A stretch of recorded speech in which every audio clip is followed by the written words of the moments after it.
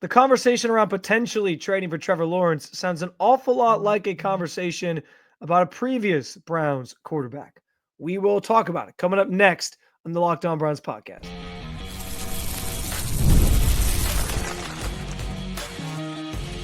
You are Locked On Browns, your daily Cleveland Browns podcast. Part of the Locked On Podcast Network, your team every day. What's up, Dog Pound? I'm Spencer German, your host of the Locked On Browns podcast, and proudly covering your Cleveland Browns each and every single day in the land and on the road. The Trevor Lawrence situation feels an awful lot like the Baker Mayfield conversation we were having several years back. Also, is there almost too much noise around Shedeur Sanders? And we know about Sanders, we know about Cam Ward.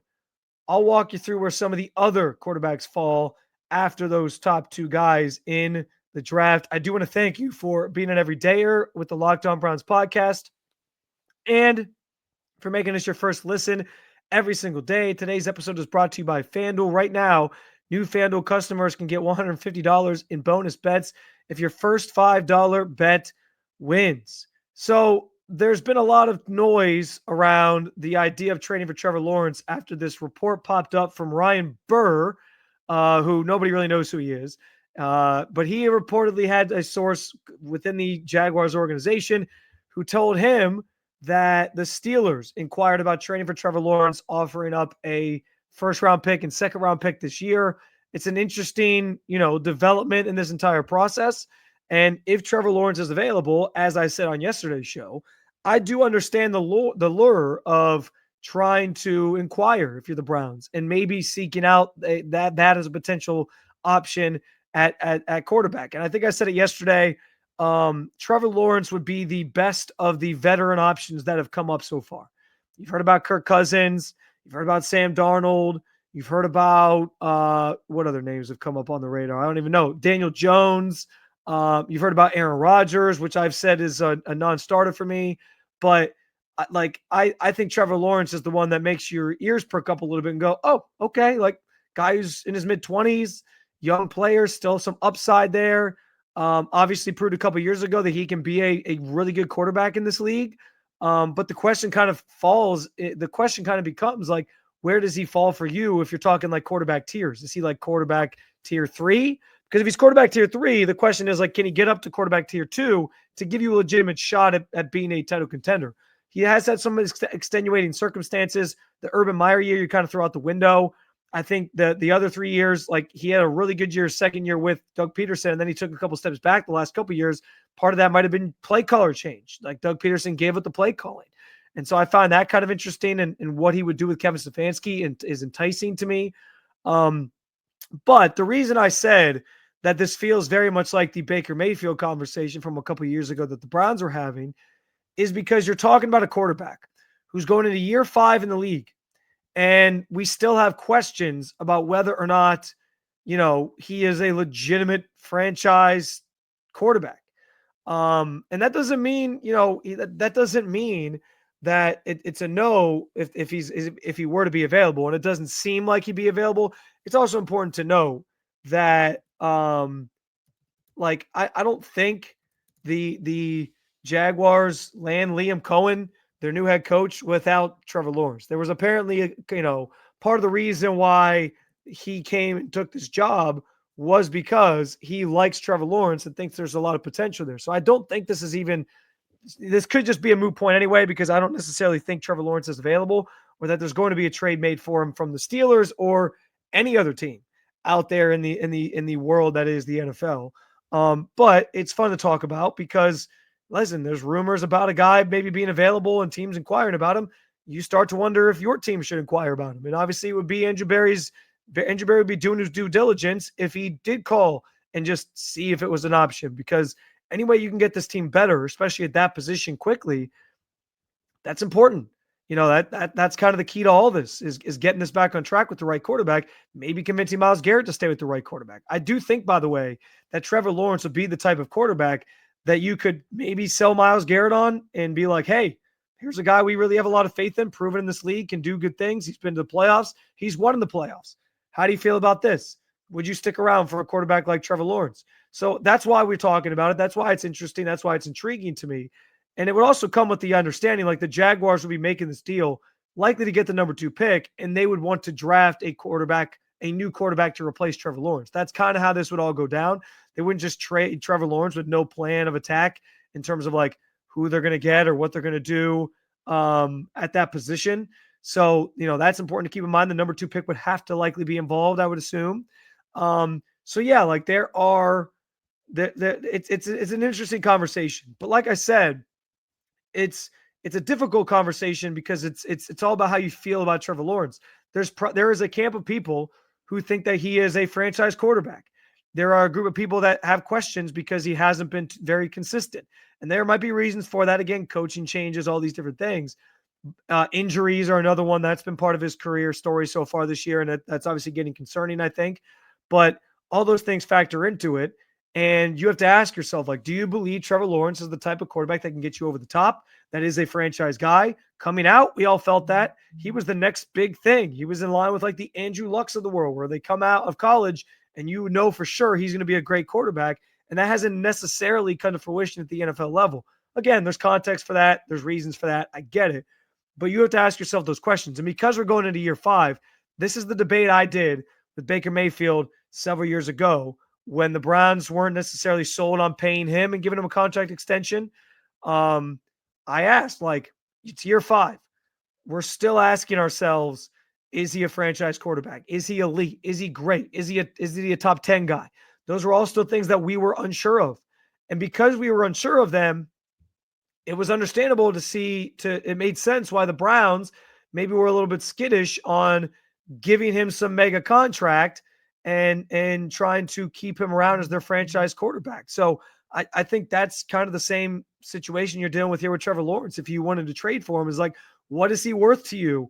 What is the value of a player that you still have questions about in year 5 as a guy that was supposed to be a consensus? Like Andrew Luck had injury issues, but you still saw the greatness within his game every time he took the field. I don't know that we've seen that with Trevor Lawrence. Like there's been some ups and downs, and the ups make you give you some hope. But I'm weary of that because it's the same thing I did with Baker Mayfield. Now, the difference is Trevor Lawrence already got his contract. He already got his big payday. The Jaguars gave him an extension, obviously, last year. And so, he's going to be on the books to make bigger numbers in the years ahead. Some of that money, if the Jags were to trade him, is tied up in signing and option bonus money. So it's not even money that the team that was acquiring him, if it was the Browns, would have to worry about. The big base salary figures they would have to think about don't even hit the books until 2029 and 2030, when it's like $50 million in base salary and $53 million in base salary. But all the option money, all of that basically accelerates onto the Jags cap. Although I will say, the option bonus money, I believe, is like due on certain days. So there are certain portions of that I would imagine the Browns would still have to eat. But for the most part, like he's already got his contract. And I know that's been something people have brought up too, is like, well, how can you even trade this guy, trade for this guy with the money that's involved with the salary cap? But you got to keep in mind too, like some of that is like a lot of that is simply, there's always ways to manipulate it. Like once you get a player in the building, they like you can always. We've seen Andrew Berry do it a ton of times with voided money. The Eagles do a ton of voided money. Other teams do a ton of voided money in just voided years of a contract. So I'm not so worried about like the finances of it. I'm sure they'd work around it, but it comes down to whether or not you think he's worth whatever you have to give up for him, and if you think he is a franchise quarterback. I'm sure there's plenty of people who do.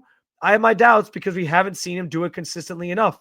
And so I think there's almost more appeal in drafting somebody at 2 that you maybe feel is going to be on par with Trevor Lawrence or better than Trevor Lawrence, and knowing there's a lot of upside there and a lot of untapped potential there, and a coach, some things to coach there, rather than getting somebody that I think we still have some questions about in Trevor Lawrence, on top of the health issues and everything else. Now, along the lines of drafting a rookie, I said it last show on Thursday. It's starting to feel more and more like quarterback is going to be the pick at number 2. And specifically, it's starting to feel more and more like Shedeur Sanders. Is there almost too much noise about what the Browns are going to do at number 2 right now in February? We will talk about it coming up next on the Locked On Browns podcast.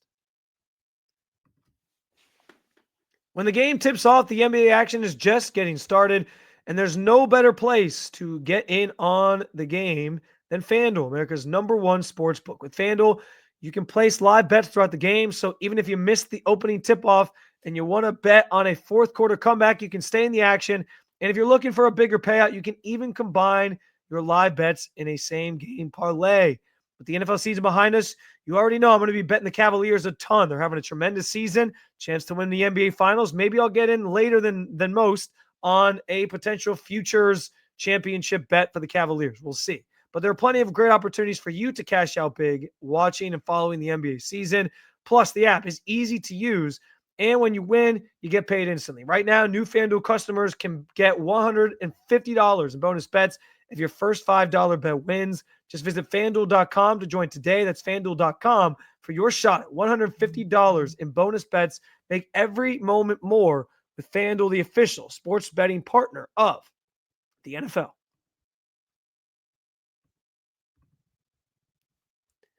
All right, so I understand there's been a lot of smoke as far as the Browns and the links to Shedeur Sanders specifically, but also the quarterback position at number 2. So much so that yesterday I was reading into the idea that it's starting to feel eerily like fair to say that the Browns are leaning quarterback with the number 2 pick. I think that's a very fine observation to make at this point. And so with that in mind, I do think it's I had an epiphany over the last 24 hours or so, because I was thinking about it, and Andrew Berry has generally been a GM that likes to move in silence. There are not a lot of leaks from inside the Browns organization anymore. There's not a lot of information getting out about the Browns, what they want to do, their strategies, their philosophies, the way that they're viewing these prospects and all these different things. And so it almost feels too strategic that Andrew Berry is saying what he said about he sees a starter in this draft, and Shedeur Sanders being at all his workouts and things to this point, and mentioning that he doesn't think it'd be an issue if they draft him. Like, the links almost are starting to feel a little too eerie, in that it's almost too obvious that they like Shedeur Sanders, which has me now wondering, and this is the blessing and the curse that is the NFL offseason, because it's smokescreen season. These teams are going to try to leak information and put stuff out that gets other teams thinking this is the direction they're going, and then they pull the carpet off underneath you and try to trick you or fool you or whatever it might be, or they try to do have these different conversations and float things so that a player falls to them, or so that you think they're doing something, and then they have you looking over here, and then all of a sudden here they are doing something different over here. It's all smoke and mirrors. It's all very manipulative, and you got to try to read between the lines on what people are saying, especially when it comes to the Browns, because like I said, there's not a lot of leaks within this organization, and so it almost feels like the Shedeur Sanders chatter and the Shedeur Sanders connection to the Browns has gotten so loud that it's almost too much noise, where now I'm starting to question it. I think early on the connections made sense, and now I'm almost like, I don't know, I'm talking myself out of it. Like, it's a reverse psychology sort of thing, where it almost feels like too much information is getting out about this, and their thoughts and feelings and potential opinions on Shedeur Sanders are becoming more and more known. And so why would they now be taking him at number 2? Maybe it's a ploy to get the Giants to trade up to 2 and they get back to 3 and get a bunch of picks accumulated. I don't know. I don't know what all is in play here in terms of the strategy behind it, but it does seem different than previous off seasons, where you didn't really hear a peep about the players that the Browns were interested in. And you really didn't get a lot of information about the players that the Browns were interested in. And then this year, all of a sudden, here we are with this inundated with information on, well, hey, they might be interested in this guy, or they might be interested in that guy. And they really like Shedeur Sanders, and they've been meeting with Shedeur Sanders. And they don't think it's going to be a problem if they draft Shedeur Sanders for Shedeur or his father. And on some level, when you're picking that early, there's a little less leverage that comes with it, because there's only like you have the second pick. Like there's only so much, you have the option to pick so many different players. And so like, yeah, you can try to trick people into doing that or into who you're taking so that they trade up. But at the same time, like you might just end up pulling the trigger on a guy. And so maybe some of it is true, but I also just at this point, because we've seen so much, we've heard so much, and it feels like it's just becoming too obvious. Now I'm having second thoughts about whether or not this is just Andrew Berry sort of playing the mind games, because you don't usually get a lot of information from this team or this organization this time of year about what they're thinking. Now, this is why this is interesting and why it's important to pay attention for the rest of the offseason, because we will hear from Andrew Berry at the Combine. He will speak and make his thoughts known on, what maybe to a lesser degree, like he'll keep a lot close to the vest, especially in those press conference settings, but he will speak at the Combine. I'm sure he'll be asked about Shedeur Sanders. I'm sure he'll be asked about the other quarterbacks. I'm sure he'll be asked about different things in relation to the draft and players that they want to take. And he will try to sort of dodge questions, and he will try to be very vague and political with his answers. But you got to read in between the lines on the things that he says and try to interpret what he's saying without saying it. And so listening to him at the Combine, listening to him when he eventually does his pre-draft press conference, which is usually like a week before the actual draft in April. Those are going to be moments where it's going to be important to, again, pay attention and listen to what Andrew Berry is saying, because sometimes he says things without saying them out loud. It does take some reading between the lines. It does sort of take some, figuring out the hidden meaning in things, but that's what's going to be important, because that's all we got this time of year. And trying to understand where their heads are at leading up to the draft in April is it's a game. And that's what they want it to be. They want it to seem like they're doing one thing and then maybe they do another to convince teams to maybe trade up or get different value on different picks or things like that. And so we'll or scare or make the Titans, not that the Titans really care. They can pick whoever they want because they have the first pick. But it's all a mind game, and it's all done in the name of manipulating the board or the draft to go certain ways for you, or to manipulate a leverage in a trade, whatever it might be. But I still, sitting here today, I'll put a percentage on it for you. I would say sitting here today, I'm still probably 60-40 that the Browns are going to take a quarterback.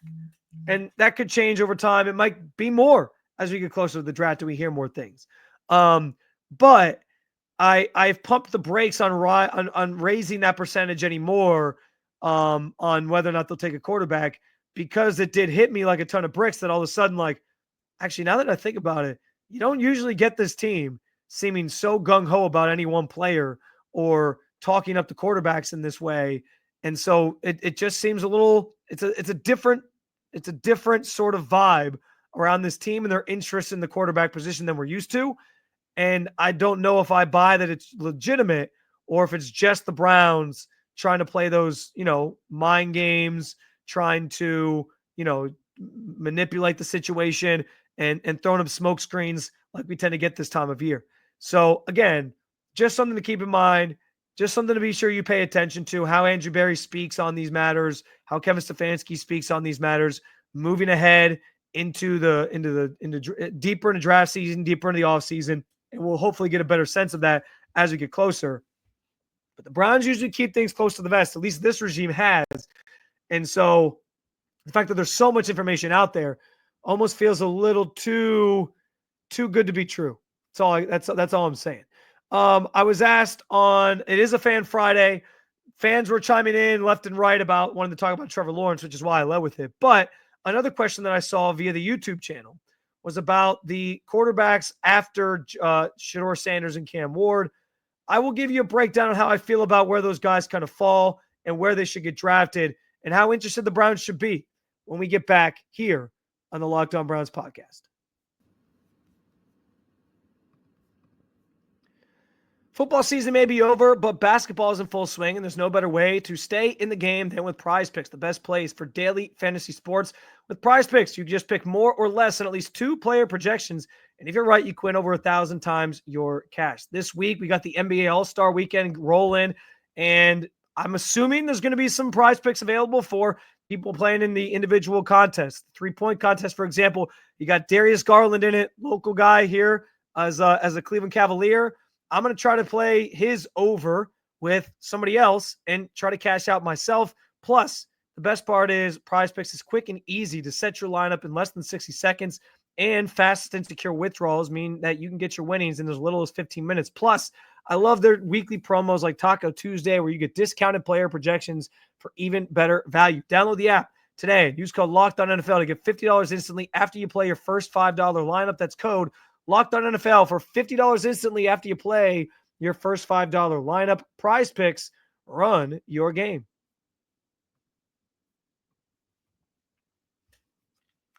All right, so it is a Fan Friday. I had fans asking me about talking about Trevor Lawrence some more.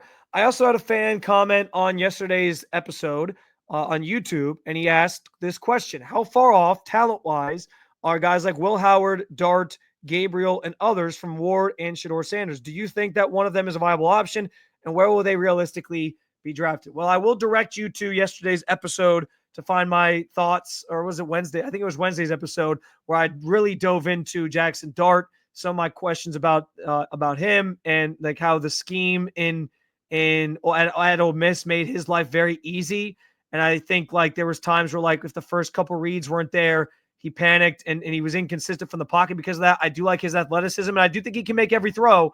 And so I think if you can coach some of that out of him and get him better at reading the field, he's going to be okay at the next level. I do like Dart, and I'll start there because I think like as you talk about comparing guys to the top two in Cam Ward and Shedeur Sanders, Jackson Dart, I think, has done enough to put himself as the next guy in line, the QB3, if you will, that will be taken in this draft. And I do see him being a late first round guy. That could be in the form of somebody trading up to get him so they get that fifth-year option. That could be in the form of just some team that's there late is like, hey, you know what? Doesn't hurt to take a quarterback. Maybe the Steelers end up liking Jackson Dart, like a team within the division. They're like, hey, we're picking in the 20s. We made the playoffs last year, but we can't get our quarterback situation right. Let's take Jackson Dart and see what happens. So I think he ends up being a later first rounder, past obviously the top two guys in Shedeur Sanders and Cam Ward, who will likely go in the top 5. But I do think Jackson Dart is next, and he kind of falls in line as a first rounder. Maybe that's the best way to sort of rate these guys in terms of like where I feel like they fit and how they compare to the top two. Is like what round I think they go in, because, you know, he brings up Dillon Gabriel. My kind of read and view on Dillon Gabriel is he doesn't have exceptional arm talent. He doesn't have like a ton of great skills or traits to fall back on, other than the fact that he's pretty athletic. Like he can escape the pocket and do some things, but he's not like this immensely talented athlete the same way that like a Jalen Milroe is enticing to people because of that. Dillon Gabriel feels like a fourth rounder to me. So he's probably on the back end, lower end of the players that we're talking about here. I do think Jalen Milroe, who the person who commented didn't ask about Jalen Milroe specifically. Somebody will talk themselves into Jalen Milroe enough that he's probably like a second round pick because he's got this great athleticism, but the passing, the downfield passing, there's inconsistencies with his accuracy. Those are the things that I think make him fall out of the first round. But there's so much just like raw talent there from a standpoint of like what he can do as an athlete, that there will be a team that wants to take a chance on him and see if they can mold him into a better quarterback at the NFL level. So who that team is remains to be seen. I don't know if I'm so keen on the Browns being the ones to sort of work with a project like that, given the state of things. And obviously they're sort of selling and pitching that they're trying to still stay competitive. So I don't know if Jalen Milroe makes a lot of sense from that regard, but we know the connection he has to Tommy Reese, and that'll always be something leading up to the draft that's brought up that at least makes it seem like it could be a fit potentially that the Browns take him. Then there's Will Howard, who was asked about. I think Will Howard probably falls in like the second to third round range. And I'm actually really intrigued by Will Howard. I've talked about it before. The leadership qualities are there. I think that translates flawlessly to the NFL. I think that he showed he can make more throws than maybe we thought at the beginning of the season. I think that he has some athleticism to his game that's interesting. He was surrounded by a ton of talent, though. So he's going to have to sort of prove through this pre-draft process that he was more than just having the greatest wide receiving core maybe ever in college with Jeremiah Smith and Emeka Ibuka and Carnell Tate, like all these 5-star recruits around him. And on top of that, like the 2 running backs he had, like he has to prove that he's more than just those guys kind of carrying him. But I don't know. You know, what's kind of a funny comp for me is like Jalen Hurts. There's questions about Jalen Hurts and his ability, like similar things, right? Like surrounded by a ton of talent in Alabama and Oklahoma. You know, he could sometimes make the throws, but there were some inconsistencies, and he throws some, very, very, worrisome picks and makes some, tough decisions or bad decisions at times. But you feel like there's something in there that could maybe raise a team's level and bar. And so I don't know, like I'm very intrigued by a Will Howard. I also am very intrigued by a Kyle McCord, even though as a Buckeye fan, I downplayed what he did at Syracuse because he was in the ACC. But my plan is to sort of dive into more of his tape here over the next week or so, because I think McCord showed you that he could do some of the things with his arm talent that you're looking for at the NFL level. So there's some intrigue there, and that feels like a guy that could rise up boards. But I still think he's maybe behind a Will Howard, and a guy that isn't going to quite, translate to the NFL level. And I also just, you go off sort of like what the experts are saying too. And I'll give you another name, Tyler Show out of Louisville, who I think he dealt with some injuries, and so that kind of capped his ability to really put more out there. But he was a guy that really, caught people's attention at the Senior Bowl and seems to be gaining more traction throughout this pre-draft process. So that's another name that I'm kind of intrigued by. He feels like he's going to probably be in that second round range. I know Dane Brugler from The Athletic has him ranked as like his 4th best quarterback, Milrose 5th, and then Will Howard is 6th. But that kind of gives you a good sense of where these guys are at. So yeah, like, and in terms of answering the question, like, is it worth taking a chance on any of these guys? I think Jackson Dart, yes. The value probably would be there in the late first round if you were to trade back in and get him if you're the Browns. I do think like Will Howard is intriguing enough that like if you got the right veteran to put in front of him and start, I don't know that I want Will Howard starting year 1, but there's some intrigue there for me to like see what he could become. He's more of a project, but I would be fine with him in the 2nd or 3rd round. Milroe is the one guy in that range that I'm kind of iffy on. And then anybody else, I think after that is just going to kind of be a project and a crapshoot and let's see if he can become something down the line here. So that's kind of where I'm at with it. And that's kind of, I think, how those guys stack up round-wise to the top 2 guys we keep talking about in Cam Ward and Shedeur Sanders, who obviously we're talking about the most because they have the best chance of being available to the Browns with the number 2 pick if they are going to get into the rookie quarterback business, as we know. Another episode down with you, Dog Pound. Thank you for joining me as always to talk about your favorite football team. I hope you have a great weekend. We got plenty to get into next week, including my first guest since taking over the podcast. I am going to have Lance Riseland of Cleveland.com stop by at some point next week. I'll let you know what day early on next week, but very much looking forward to that conversation. And so I hope you'll continue to make us your first listen every single day. For your second listen, go find the new Locked On NFL show, or if you want to keep it local, check out Locked On Cavs or Locked On Guardians. Thanks for being an everydayer at the Locked On Podcast Network. I will talk to you again real soon, Cleveland. Peace.